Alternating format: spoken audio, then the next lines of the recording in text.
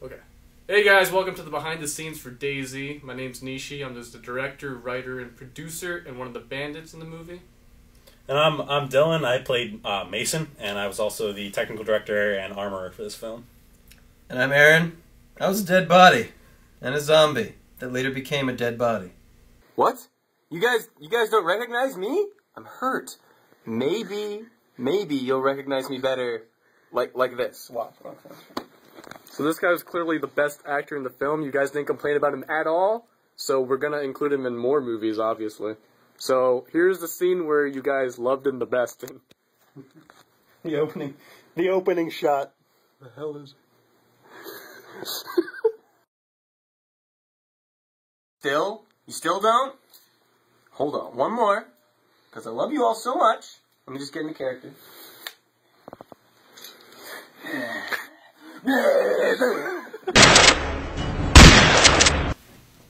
So a lot of questions we get about, are what guns do we use in this film and whatnot. And some of them we used are real, some of them we used are not real. Like this was my main M4 AR-15. It's an airsoft weapon. Some of you may know, may or may not. There's no rear sight. This did come with we'll call it a ACOG looking sight on the top. We have no idea where that got to. So yes, there is no rear sight, and in real life you'd have some sort of rear sight so you can actually aim on this thing, but what are you going to do for a cheap airsoft gun? You make do with what you got. This is the AK-47. It's seen a lot of work here, obviously. So, what's it called? The butt stock is... The butt is completely broken off. That was, we broke that off in another movie. The handle is broken off, so it's taped together. Yeah, we can blame Aaron for that one. The sight is completely busted off, so that has to be taped on. And the worst part is the barrel is just completely detached. Busted, yeah. So even if we did have this loaded with anything, it'd have to be lined up. Yeah, it's pretty messed up. Yeah, it's pretty bad. But it still works. We also had, Aaron with his G36. Hi. Yep. This is, when we first shot, it was not in DayZ, but it's later been added now. One of our bandits used that. We did use some real weapons in this film. All of them belong to me. I've been around firearms since I was a little kid. I've been, out hunting, shooting stuff. I have lots of firearms training. I was training with the Marine Corps and whatnot. So I know what I'm doing with these firearms. At no point in time were any of them loaded. And all filming took place on my farm. There is no one around for over 1,000 yards. Unless you really know what you're doing with real weapons, do not use them in movies. And only use them if you're going to in a very safe place. That being said, the weapons we did use, this is a Smith & Wesson Model 686. It's a .357 revolver. I used this to kill 2 of the bandits in one of the scenes. It's in real life, it's a great gun. It was this weapon. It is a Springfield 1903 A3 clone. It's actually not made by Springfield. It's made by a company called Smith Corona. They made a lot of these around World War II very cheaply. But it's not actually a sniper rifle. It's a hunting rifle. But to most people, it looks like a sniper rifle. It's chambered in .30-06. One of the things with this is when you actuate the bolt, if you pull it all the way back, it won't let you go forward if there's not a round in the chamber. It's the in-block clip. That's how it's designed, and so you can feed more rounds into it in combat or whatever you would. So that's why I short-stroked it and didn't pull it all the way back. Otherwise, I wouldn't be able to cycle the bolt correctly.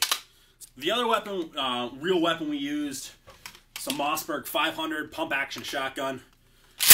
This is the one we used in the dark because it's a little bit cheaper than the weapon I was using in the cabin. But this is a 12-gauge shotgun. Once again, at no time was any of this loaded.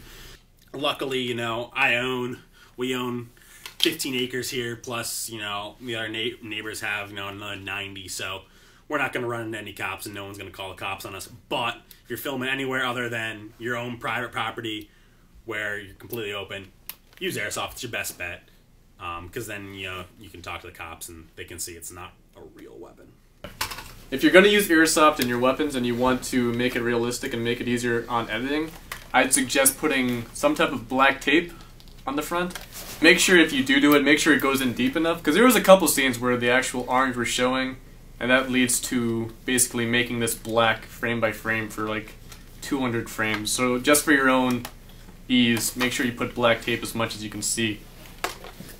Also with the tape thing, if you're anywhere near cops, I would not recommend you doing that, or you'll probably get shot.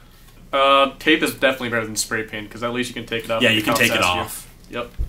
If you guys have any questions about anything more about the real firearms, the airsoft weapons, or even the property or whatever we did, just send me a message, leave a comment on this video, or send me a personal message. I'll be more happy to answer any questions you have, or even if it's not the film related, but you want to talk about guns, I'm all about it. I know a lot about it. I think I know a lot. All the color correction was done in After Effects. I basically used curves to make the scenes look a little darker, and also made the scenes a little bit greener and yellowish for grading. Letterbox was added for cinematic effect, and video noise removal was also used. In the camera settings, I used all the settings for contrast, saturation, and sharpness to the lowest values, and I just basically played with the video in post-editing to correct for this. And overall, you could see that there was a big difference between color-corrected and non-color corrected footage. For the muzzle flash scenes, we basically followed Corridor Digital and Freddie W's tutorials on how to do them. We exaggerated the muzzle flares so that they were half the size of the gun, whereas in real life this would mostly be shadows and smoke coming out. For the shell casings, we had an ejection port. Port cover would open if you can see it briefly in the slowdown version. Also, we alternated the number of flashes with different files from Action Essentials from Video Copilot. So you can see that every flash here is usually different. We added a bit of a smoke, and we also added environmental glow as per the Corridor Digital tutorials. So we got some comments about why the night scenes were so dark and some people had trouble viewing it. The reason because is that later on when we filmed the actual road flare scene, this scene was filmed at nighttime, while the other scenes were filmed at daytime and artificially created for nighttime. So to match the darkness of the nighttime footage, we had to make everything dark all at once. So even though that made things a little less visible, you can still kind of tell what's going on in the scene, and at the same time it flows better together with the road flare scene. So that's the reason why we had to make everything dark altogether. For this scene where Chet and Mason are running up the hill, you can notice that in the raw file we had an orange tip on the M4 showing pretty visibly, and when Mason lays down the gun and he gets down on the ground, the orange tip is even more visible. So to avoid this, when I was correcting the footage, I had to basically put a black mask or rotoscope the whole orange tip out. So this was several frames, actually a couple hundred frames of work here. And since the scene is shot pretty fast, it was pretty forgiving. So overall, you can just tell that the orange tip is no longer visible on the gun. For the sniper scenes, they were pretty basic. We just added a sniper scope over top, and we added the bulge around to create a bit of a fisheye effect, but we didn't exaggerate it too much. For the shots, we basically created a bit of a delay between the initial shot and the impact to show that Mason's far away, and this is a long-distance sniping event. Also, since it's long distance, we made the bullet drop a little bit lower than where the crosshair would be expected. We also added a bit of a jerk to signify that the shot was being fired, and we added some blood mist, blood effects, the generic things that you would do for sniper shots. Oh, yes. Okay. So the camera that we used for this video was the Canon T2i or the 500D. It's got video quality that's comparable or basically exactly the same as the 60D, 7D, T3i, and T4i. It's a lot cheaper. It was cheaper at the time. The two lenses that we use are the 50mm prime lens and the 18 to 55mm stock lens. The prime lens is a lot better, even though you can't zoom in because it gives better quality, and also it can use more or capture more light during the scenes, which is essential for most of our shots. A lot of people were complaining about seeing cars in the background at the 1 minute 30 mark behind the one bandit at first. The reason is because when I'm reviewing the shots in this screen, this is as much as I can see. We don't have any external monitors. We didn't have the budget to buy another monitor to look through. So I'm just looking to see if the actor's looking at me or if the shot's in frame. So if there are cars in the background, it's something that I can't really control at the time. And when we did find out, we were separated because I was in Wisconsin at college and my friends were at Penn State, so we couldn't refilm. We didn't have enough B-roll footage, so we just had to roll with what we had, and what you see is the cars in the background. So sorry about that. Okay.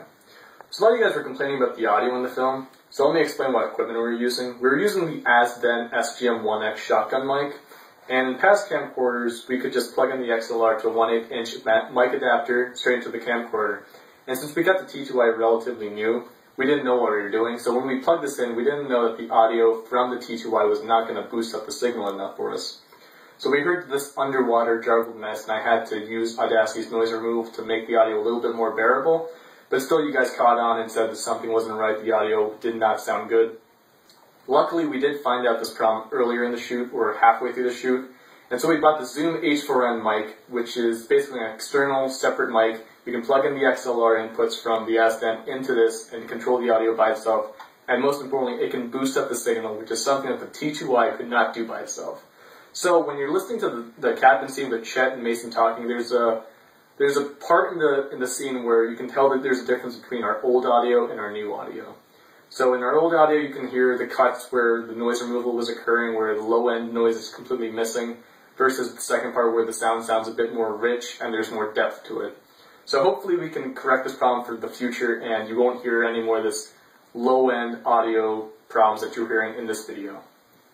So one guy we'd like to thank for this video is Devin Johnson. He was in charge of creating the music and the soundtrack. We met up with him randomly on the internet, and when I looked him up, I was kind of amazed. He's worked on movies like Surrogates, Blindside, Man in the Legend, Savages. So obviously he's pretty high-end, and we're just a bunch of amateur indie makers pretty much. So of course we took on his help. And Devin was great. He was great to talk to. He was really flexible, and just in general, really great to work with. And his music turned out really well for the video. So if you're an indie filmmaker, or if you're a professional and you really want some good background music or soundtrack, I'd recommend going to Devin. Check out his website and his email, and just ask if you need his help for any videos that you're going to be making in the future. So when we first made this movie, we didn't really know exactly what we were going for. We were thinking of some type of zombie movie, maybe a Walking Dead, but eventually we settled on a DayZ short film. And the people that helped out in this movie, they were just complete friends of mine. You know, we've been working on videos, but we're not actors, we're not professionals. You know, obviously our storyline is a little jumbled up because we were making it a couple days before the actual shoot. The actors, they're not paid, they've just done drama club for a little bit, so none of us are professional. What we're doing is because we just like doing this, we just enjoy it. But getting the feedback from you guys has been great, and we've decided on making a sequel later in the summer when we all get back together after college.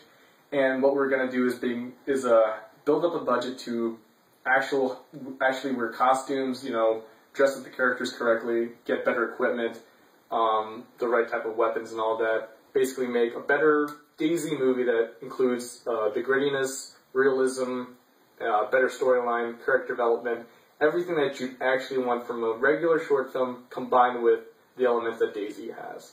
So if you guys are interested in that, keep leaving feedback, comments on what you'd like to see, what you didn't like, something that you'd want to see improved for the future, something that you've never seen in a DayZ or movie at all, and we'd be glad to try to incorporate it into the video that we'll be filming. We'll try to film it in the summer, release it next year sometime. So that's a bit of a long time until then, but we'll try to make more videos on this channel to keep you guys satiated until then. So subscribe, like, favorite the video, pass it on to others, and just keep on giving us the feedback that you guys want us to know about. Thanks.